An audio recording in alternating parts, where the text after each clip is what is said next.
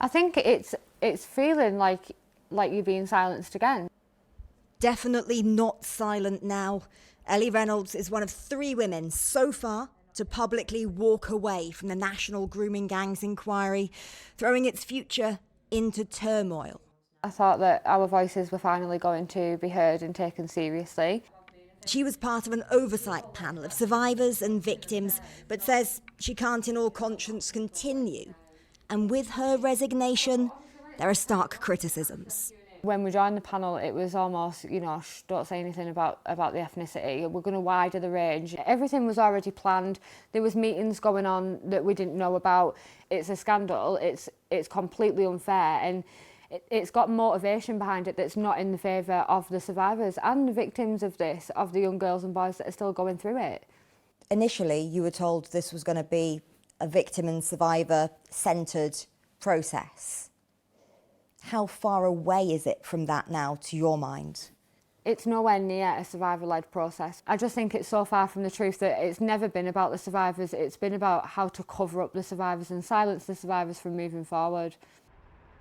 A cover-up of a cover-up, said another abuse survivor, as she also quit the oversight panel this afternoon, calling the process scripted and predetermined. Among the issues, the question of who will chair the inquiry, with criticism of the backgrounds of the 2 said to be on the shortlist in policing and social work. Only today the shortlist got shorter. Recent media coverage, the reason given for one of the contenders dropping out. It's clear the government never wanted this inquiry, they were forced into it. An issue seized upon as Home Office Minister Jess Phillips faced questions in the Commons today. And their inquiry is descending into chaos. Allegations of intentional delay, lack of interest or widening of the inquiry's scope and dilution are false. The inquiry will remain laser-focused on grooming gangs, as Baroness Casey recommended. That insistence, though, was further challenged as leaked documents seemed to show a broadening out of the focus has been a question.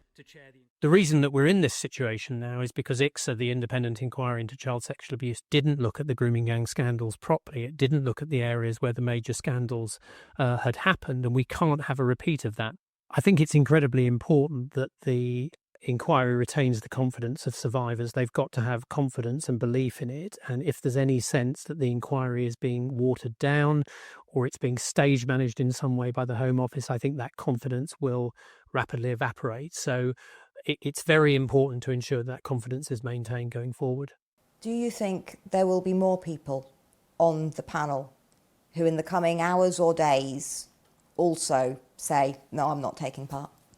Yeah, it wouldn't surprise me if that panel completely collapsed, if you want my honesty. After the years of failings and the years of calls for an inquiry going unanswered, now its future may also be in question. Well, earlier I spoke to survivor Fiona Goddard, who resigned from her role in the grooming gangs inquiry, and started by asking her about her experience. So I was in a care home in Bradford, and shortly after being placed in the care home, I was targeted by fully grown adult men who exploited me and many other girls at the care home. I was abused for over 5 years.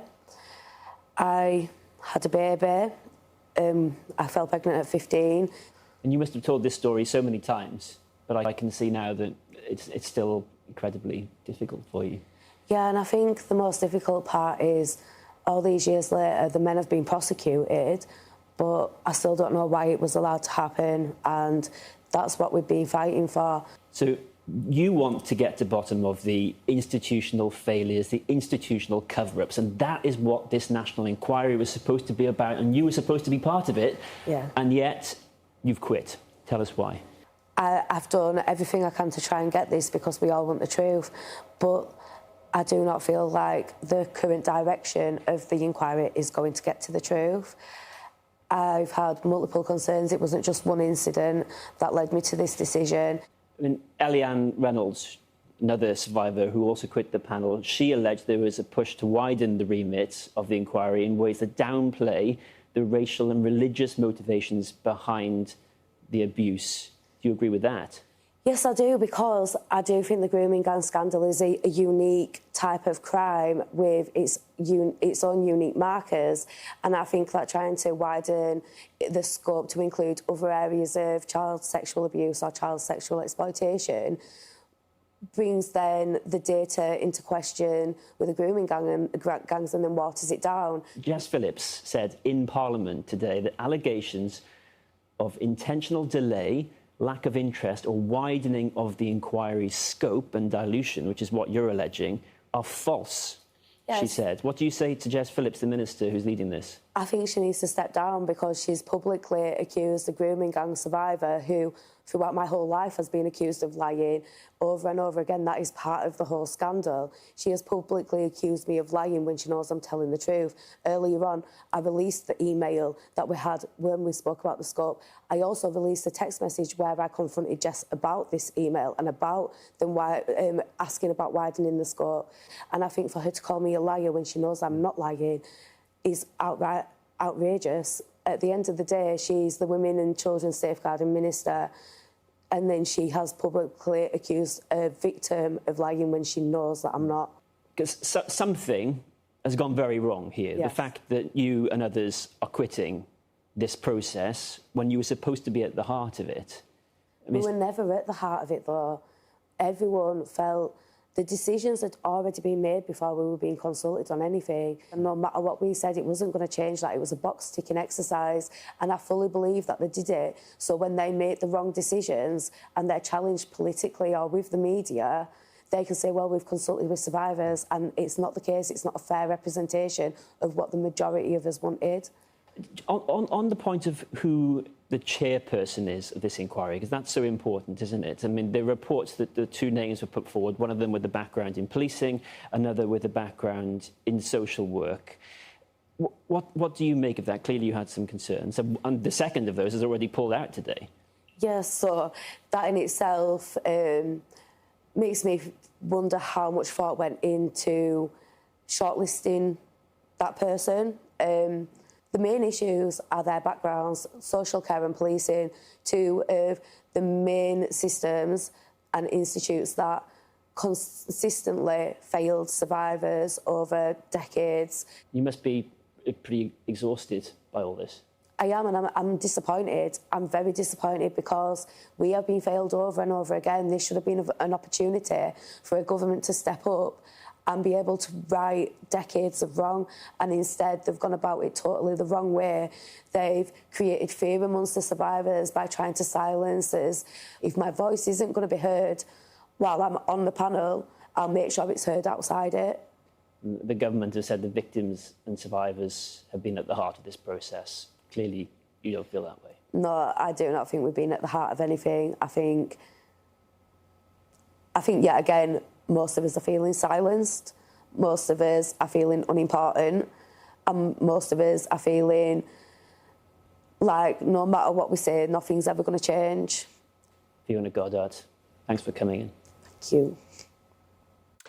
Well, we asked the government for an interview, but no one was available today. But with me now is Labour MP for Bolsover, Natalie Fleet, who's herself a survivor of grooming and a member of the Women and Equalities Committee. Thank you very much for coming to the studio.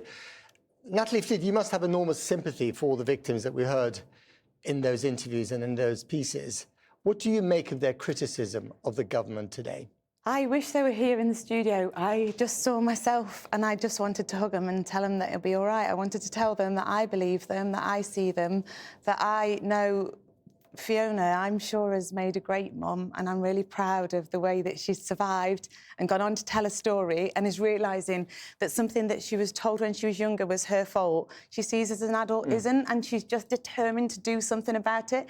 I see two women that are formidable, that are not taking any nonsense, but that are so used to being let down. But are you proud of the way that she's also now criticising the government on this? I don't blame her for not trusting institutions. I don't trust institutions either.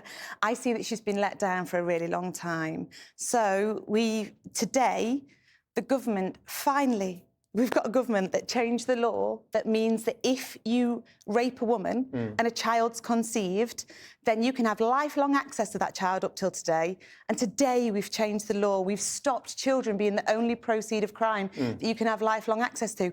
People keep saying, why did it take so long? Because governments didn't care. We've now got a government that is doing something to help grooming victims. But this inquiry was going to be so important. It's still... It is important. It wasn't going to be. It is. The fact that 3 of the witnesses, of victims on this inquiry, 3 of them have stood down in one day. And, we can't find a chair for the inquiry.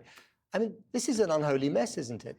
It's really difficult to get a proper inquiry that is robust and isn't a cover-up. And I saw Jess in the chamber today. Sorry to interrupt, but do you think there was a hint of a cover-up in the way that this was handled? Because that's the accusation. Not with this, ever, no way. Jess Phillips would never do that. I wouldn't be here without Jess Phillips saying to me, we should have people like you in. And I'm like, Jess, I don't think we should. I don't think I fit in there. She is the kind of person that listens to you and makes sure that none of this stuff will ever be covered up.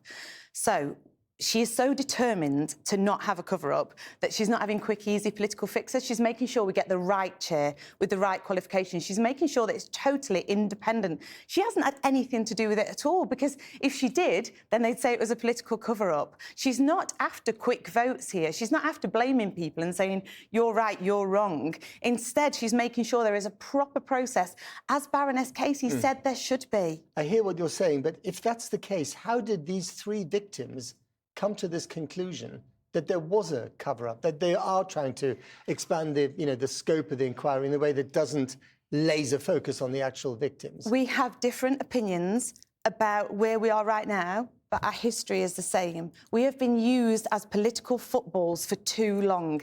The last government, the leader of the opposition, never said grooming or mentioned grooming victims in the last parliament. Now she seems to care. We're so used to being used by politicians that when politicians do finally step up and say, we see you, we believe you, we are going to fix this mess for you, they don't believe us, and I understand why. Leave the opposition and the last government out of it for a minute. I mean, when Jess Phillips talks about this, she talks with an enormous amount of passion. She does. Right. She cares. But somehow that passion is not getting through to those victims. They're not believing her. Why is that? My daughter was born 25 years ago. Things were already really tough before she was born. When your life is that way, and that's something that I share with other grooming victims, that life has generally been quite tough, you don't trust government. So now we've got a minister that is absolutely determined to sort it. She's got a background that makes her the most perfect, formidable campaigner to be at that dispatch box, and I'm so proud of her. And I see that other people don't trust her, and I understand why, but I trust her. Would they trust you on behalf of the government? I would love to meet them if they did. And I know that Jess has reached out to them today and asked to meet with them as well. I think that this shouldn't be a survivor versus survivor. We should come together and make sure this is a proper grooming inquiry. In one word, can the government salvage this inquiry, and can they afford not to? We can salvage this inquiry because it is the right thing to do, and we will.